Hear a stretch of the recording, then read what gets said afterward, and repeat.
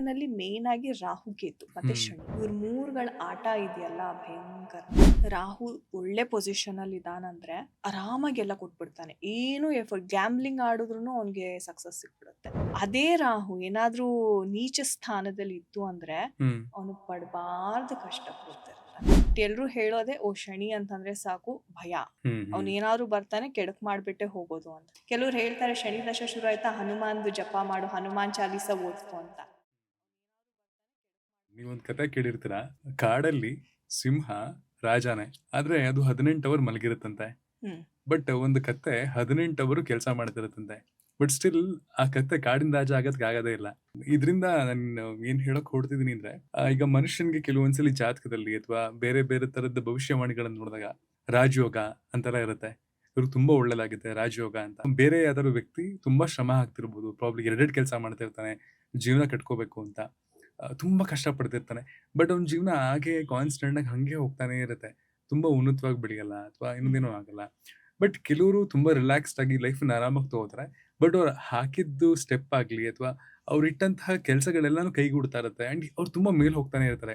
ಒಂಥರ ಇದು ನನಗೆ ಯಾವಾಗ್ಲೂ ಸಿಂಹ ಮತ್ತು ಕತ್ತೆ ತರಾನೇ ಕಾಣಿಸುತ್ತೆ. ಬಟ್ ಸಿಂಹ ಕಾಡಿನ ರಾಜಾನೆ. ಸೊ ಬಟ್ ಯಾಕೆ ಈ ತರದ್ ಒಂದು ವ್ಯತ್ಯಾಸಗಳು ಕಾಣುತ್ತೆ ಅಂಡ್ ಈ ರಾಜಯೋಗ ಇದೆಲ್ಲ ನಿಜಾನ? ರಾಜಯೋಗ ಇದೆ, ಎಸ್ 100% ನಿಜ. ಅರೆ ಒಂದ್ ಮಾತು ಹೇಳ್ತೀನಿ, ಯಾರಿಗೆ ಒಳ್ಳೆ ಕರ್ಮಫಲ ಹಿಂದಿನ ಜನ್ಮದಿಂದ ಪಡ್ಕೊಂಡ್ ಬಂದಿರ್ತಾರೆ, ಆ ಗುಡ್, ನಾನು ಹೇಳಿದ್ನಲ್ಲ ಕರ್ಮ ಅನ್ನೋದು ಒಂದು ಬ್ಯಾಗ್ ಇದ್ದಂಗೆ, ಅದ್ರಲ್ಲಿ ಗುಡ್ ಕರ್ಮಾನು ಇದೆ, ಬ್ಯಾಡ್ ಕರ್ಮಾನು ಇದೆ. ಒಂದ್ ವೇಳೆ ವ್ಯಕ್ತಿ ಏನಾದ್ರು ಒಳ್ಳೆ ಕರ್ಮವನ್ನ ತಗೊಂಡ್ ಬಂದಿದ್ರೆ ಅವ್ನ್ ಮುಟ್ಟಿದ್ದೆಲ್ಲ ಚಿನ್ನ, ಅವನೇನು ಎಫರ್ಟೇ ಹಾಕೋದ್ ಬೇಡ. ಯಾಕೆ ಅಂತಂದ್ರೆ ಅದವನ್ ಕರ್ಮ, ಗುಡ್ ಕರ್ಮ ಜಾಸ್ತಿ ತಗೊಂಡ್ ಬಂದಿರ್ತಾರೆ.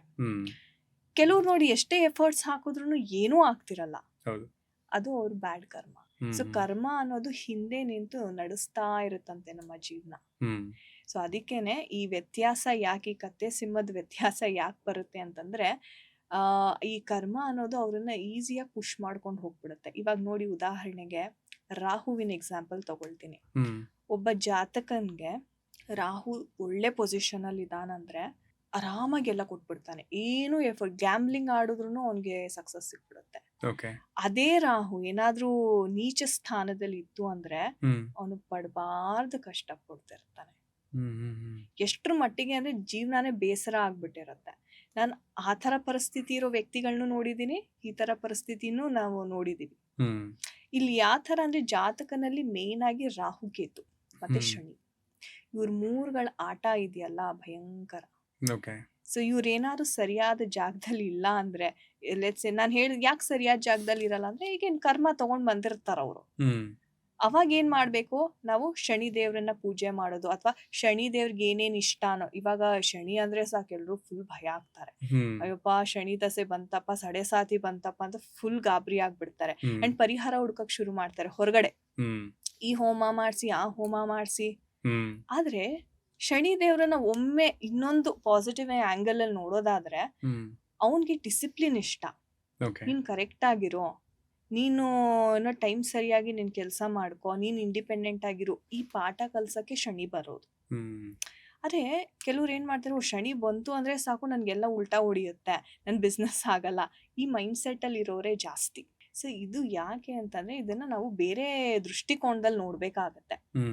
ಶನಿ ಬರೋದೇ ನಮ್ಗೆ ರಿಪೇರಿ ಮಾಡಕ್ಕೆ, ನಮ್ ಪಾರ್ಟ್ಸ್ ಎಲ್ಲ ಏನ್ ಡ್ಯಾಮೇಜ್ ಆಗಿರುತ್ತೆ, ನಮ್ ಲೈಫ್ ಅಲ್ಲಿ ಏನ್ ಡ್ಯಾಮೇಜ್ ಆಗಿರುತ್ತೆ, ಈ ಪಾಠ ಕಲಿ ಅನ್ನೋದಕ್ಕೇನೆ ಶನಿ ಬರೋದು. ಬಟ್ ಚಿಕ್ಕ ವಯಸ್ಸಿಂದ ನಮಗೆಲ್ಲ ಶನಿ ಗ್ರಹ ಅಂತಂದ್ರೆ ಒಂಥರ ಅದು ನೆಗೆಟಿವ್, ಕೆಟ್ಟ ಗ್ರಹ ಅನ್ನೋ ಯೋಚನೆ.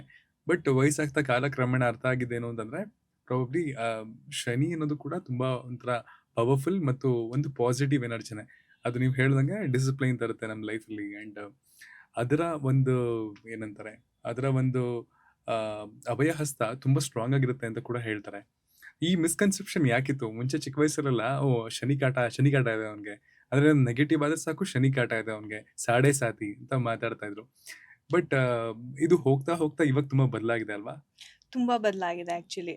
ಹೇಳ್ಬೇಕು ಅಂದ್ರೆ ಆಗಿನ ಕಾಲದಲ್ಲಿ ಅಷ್ಟು ಜ್ಞಾನ ಇರ್ಲಿಲ್ಲ, ಮೇ ಬಿ ಫೇಕ್ ಇದ್ರು ಅಥವಾ ಅವ್ರಿಗೆ ಆ ತರ ತುಂಬಿದ್ರು, ನನ್ಗೆ ಗೊತ್ತಿಲ್ಲ. ಬಟ್ ಎಲ್ರು ಹೇಳೋದೆ ಓ ಶನಿ ಅಂತಂದ್ರೆ ಸಾಕು ಭಯ, ಅವ್ನ್ ಏನಾದ್ರು ಬರ್ತಾನೆ ಕೆಡಕ್ ಮಾಡ್ಬಿಟ್ಟೆ ಹೋಗೋದು ಅಂತ. ನಂದು ಶನಿ, ನನ್ ಶನಿ ಆಕ್ಚುಲಿ ಕರ್ಮಾಧಿಪತಿ 10ನೇ ಸ್ಥಾನದಲ್ಲಿ ಚೆನ್ನಾಗಿ ಕೂತಿದ್ದಾನೆ. ನಂದು ಜಾಬ್ ಗೀಬೆಲ್ಲ ಒಳ್ಳೆ ರೀತಿ, ಯಾಕಂದ್ರೆ ನಾನು ಡಿಸಿಪ್ಲಿನ್ಡ್ ಆಗಿದ್ದೀನಿ, ಹ್ಮ್ ನಾನು ಗಿವ್ ಅಪ್ ಮಾಡಲ್ಲ. ಸೊ ಈ ಥರ ಕ್ವಾಲಿಟೀಸ್ ಆ್ಯಂಡ್ ಹಿರಿಯರಿಗೆ ತುಂಬ ರೆಸ್ಪೆಕ್ಟ್ ಕೊಡಬೇಕು. ಶನಿ ಏನಾದರೂ ನೀಚ ಆಗಿದ್ರೆ ನೋಡಿ, ಕೆಲವರು ಹಿರಿಯರಿಗೆ ರೆಸ್ಪೆಕ್ಟ್ ಕೊಡಲ್ಲ, ತುಂಬ ಲೈಕ್ ಈ ಕೆಲಸದವ್ರನ್ನ ಎಲ್ಲ ತುಂಬ ಕೀಳಾಗಿ ಕಾಣೋದು, ಅಗೌರವದಿಂದ ಮಾತಾಡ್ಸೋದು, ಇದೆಲ್ಲ ಮಾಡ್ತಿರ್ತಾರೆ. ಇದೆಲ್ಲ ಶನಿಗೆ ಇಷ್ಟ ಆಗಲ್ಲ. ಹ್ಮ್ ಶನಿ ಅಂದ್ರೆ ವೃದ್ಧ ಅವನು. ಓಕೆ ಅವ್ರಿಗೆ ಹಿರಿಯರಿಗೆ ಎಷ್ಟು ಗೌರವ ಕೊಡ್ತೀಯ ನೀನ್, ಎಷ್ಟು ಈಗ ನೋಡಿ ಬೆಳಗಿನ ಜಾವ ಬೇಗ ಹೇಳಲ್ಲ ಯಾರು, ಲೇಟಾಗಿ ಮಲಗ್ತಾರೆ, ಲೇಟಾಗಿ ಹೇಳ್ತಾರೆ. ಕರೆಕ್ಟ್. ಅದು ಶನಿಗೆ ಇಷ್ಟ ಆಗಲ್ಲ. ಹ್ಮ್ ಅವನಿಗೆ ಆನ್ ಡಾಟ್ ಎಲ್ಲ ಆಗಬೇಕು. ಆ್ಯಂಡ್ ಅವ್ನಿಗೆ ಗೊತ್ತಾಗುತ್ತೆ, ನೀವು ಮೋಸ ಮಾಡ್ತೀನಿ, ಶನಿ ಕಣ್ ತಪ್ಪಿಸ್ತೀನಿ ಅಂದ್ರೆ ಆಗಲ್ಲ. ಈ ಪ್ರತಿಯೊಂದು ಲೆಕ್ಕಾಚಾರ ಹಾಕೊಂಡಿರ್ತಾನೆ. ನೀನು ಲೇಟಾಗಿ ಹೇಳ್ತೀಯಾ, ಏನೇನು ಕರ್ಮ ಮಾಡ್ತಿರ್ತೀಯ, ಎಲ್ಲಾನು ನೋಟ್ ಮಾಡ್ಕೋತಾನೆ. ಹ್ಮ್ ಅವನ ಒಂದು ಮಹಾದಶೆ ಅಥವಾ ಸಡೆ ಸಾತಿ ಏನಾದ್ರು ಬಂದ್ರೆ ಆ ಎಲ್ಲ ಕರ್ಮನು ಅವನು, ನೀನ್ ಇದ್ ಮಾಡ್ದೆ ಅಲ್ಲ, ಇವಾಗ ನೀನ್ ಅನ್ಭವಿಸು. ಓಕೆ ಅರೆ ನಾವ್ ಮಾಡಿರೋದು ಯಾರು, ನಾವೇ ಕರ್ಮ ಮಾಡಿದೀವಿ. ಸೊ ಇದನ್ನ ಅರ್ಥ ಮಾಡ್ಕೊಳಲ್ಲ ನಾವು. ಅಯ್ಯೋ ಶನಿ ಬಂದಾಗ ಕಾಟ ಕೊಡ್ತಾ ಇದ್ದಾನೆ. ಸೊ ಈ ಮಿಸ್ಕನ್ಸೆಪ್ಷನ್ ಅನ್ನೋದು ಬಹಳ ಇದೆ. ಬಟ್ ನಾನ್ ಹೇಳೋದಿಷ್ಟೇ, ಒಪ್ಕೊಳ್ಳಿ, ಏನೇ ನಿಮ್ ಮಿಸ್ಟೇಕ್ಸ್ ಹೌದು, ಮನುಷ್ಯ ಸಹಜ ಗುಣ ತಪ್ಪು ಮಾಡೋದು, ಅದನ್ನ ಶನಿ ತಿದ್ದು ಹೇಳಕ್ ಬರ್ತಾ ಇದ್ದಾನೆ, ಅದನ್ನ ಒಪ್ಕೊಳ್ಳಿ. ಕೆಲವ್ರು ಹೇಳ್ತಾರೆ ಶನಿ ದಶ ಶುರು ಆಯ್ತಾ ಹನುಮಾನ್ದು ಜಪ ಮಾಡು, ಹನುಮಾನ್ ಚಾಲೀಸ ಓದ್ಕೊ ಅಂತ. ಅದರಿಂದ ಹನುಮಾನ್ ಕೂಡ ತುಂಬಾ ಡಿಸಿಪ್ಲಿನ್ಡ್.